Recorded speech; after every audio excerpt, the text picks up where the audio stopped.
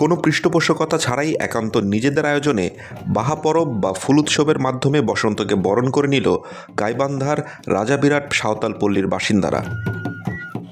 প্রতি বছর ফাল্গুন মাসের দোল পূর্ণিমার পর থেকে বাহা পরব পালন করে থাকেন সাঁওতাল সম্প্রদায়ের মানুষ।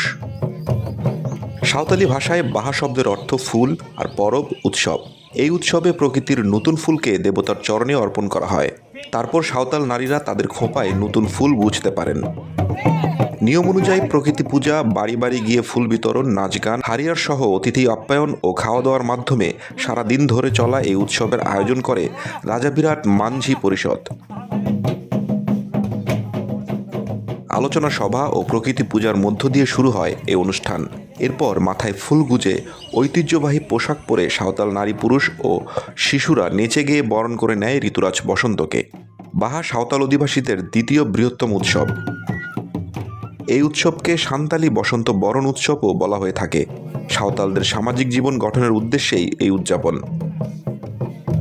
সামর্থ্য না থাকায় উৎসবগুলো আগের মতো জাঁকজমকপূর্ণ হয় না। সাঁওতালদের ভাষা, সংস্কৃতি ও ঐতিহ্যকে রক্ষা করার জন্য দরকার পৃষ্ঠপোষকতা।